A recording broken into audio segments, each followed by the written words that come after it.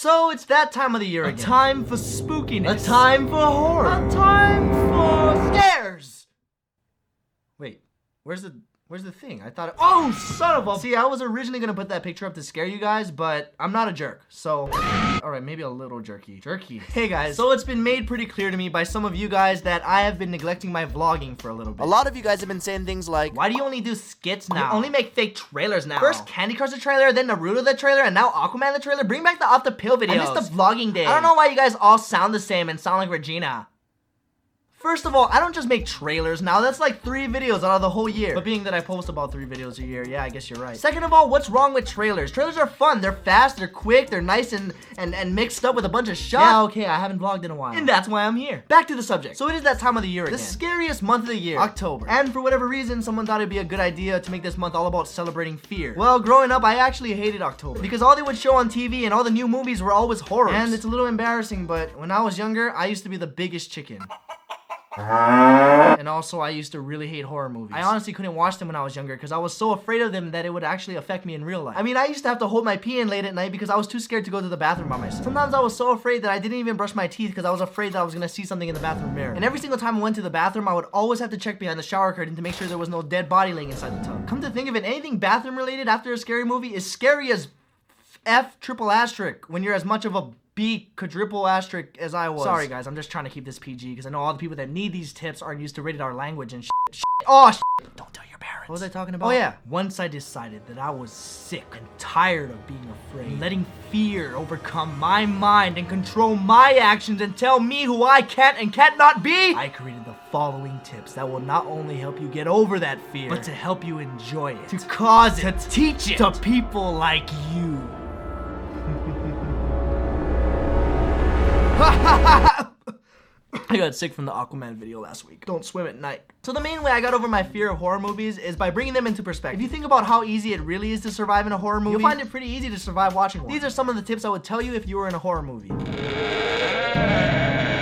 First tip, don't be an idiot. Use common sense. Never go towards the sound. The number one thing that pisses me off in horror movies is that why are all the characters stupid? If you're running away from a ghost or a killer and you hear something in the other room, why the hell would you go check it out? If you hear something freaky, stay away from it. That's common sense. Next tip, have basic coordination and cardio. Why is it that when there's something chasing you, you guys always seem to fall down? I mean, honestly, how often do you really fall down when you run? Seriously, how hard is it to keep running when a killer is chasing after you? If you have normal coordination, you should be able to outrun a killer. I mean, most of the time, the killer is at a huge disadvantage. For example, take the Chainsaw Massacre guy. The guy is dressed in a suit. That's already hard to run in, let alone the fact that he has to wear a mask which limits his vision. He should be the one that's tripping, not you. And the fact that he has to carry a chainsaw. Do you know how heavy a chainsaw is? Me neither. But it's probably a lot heavier than not carrying anything, which is what you should be carrying. Nothing, that is. I mean, if you can't outrun that guy, honestly, you deserve whatever he has coming to you. Oh no! Did you really need me for this? I ain't trying to get no splinters. This next one might sound a little messed up, but if you're in a horror movie, it's always good to have a clumsy, dumb friend. See, this is the guy or girl that's gonna trip when you're running away. I mean, it's not that bad. Think of it as an honorable sacrifice. Don't ever film yourself sleeping. If you really think your house is haunted, either you ignore it or get out. Because really, if you film yourself sleep, you only have 2 options. Either you're gonna see something that'll scare you even more, or you're gonna have hours of boring ass footage to watch. And honestly, I don't know what's worse. Basements and attics should always be off limits. For some reason, every single bad thing starts off in an attic or a basement. Am I the only one that never had a basement or an attic in my house? I've lived in like 4 different houses now, and I've never had a basement or an attic. I feel like I'm missing out on something. If you're hiding from the bad guy, always keep your cell phone on silent. Cell phones always ring at the absolute worst time. When you're taking a test, during a movie, at church, hiding from a serial killer. Yeah, Tony the Tiger. Come on, it's basic hide and seek etiquette. Never open mirror cabinets. Once you open a mirror cabinet, the moment you close it, there's gonna be somebody behind. And if not, the moment you turn after that, there's gonna be someone there too. Go on the offensive. This may not apply for all horror movie antagonists. These are more for the possessed dolls and ghosts and whatnot. All these killers or ghosts or whatever are used to people running away from them and hiding. The last thing they would expect is for you to attack back. Some of the most scary horror villains are actually the least intimidating if you really think about it. For example, the girl from The Ring. If a little creepy girl were to crawl out of your TV and try to kill you, yes, she's creepy, but she's a little girl. Kick her ass. Or say you have a little possessed doll named Chucky chasing after you and your family. Just have somebody hold him down and punt that shit.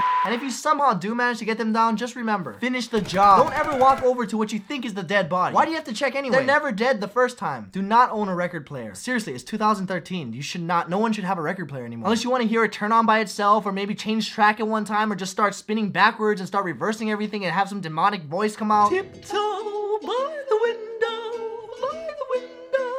that is where I'll be.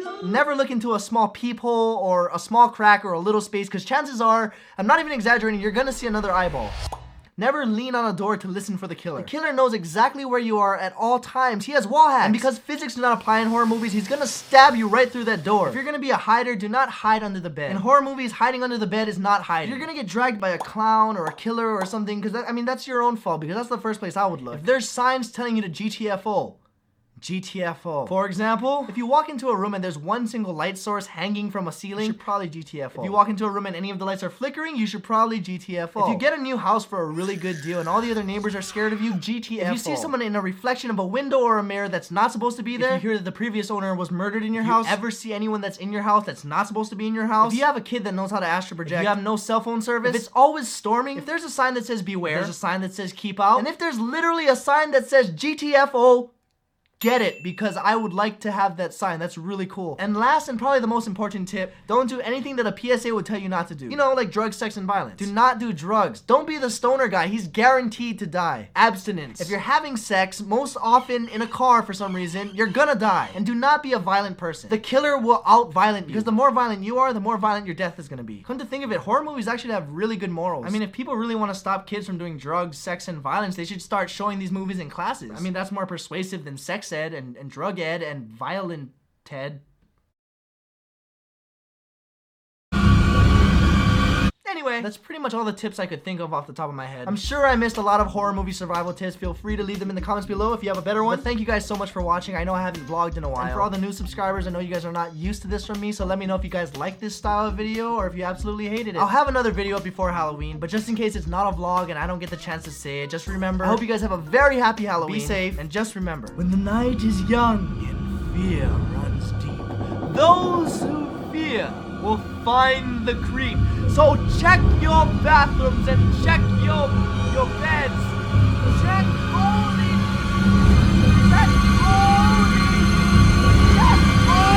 Ted! Can you stop playing that violin so loud? I'm trying to vlog here. But this isn't a violin, this is an ukulele.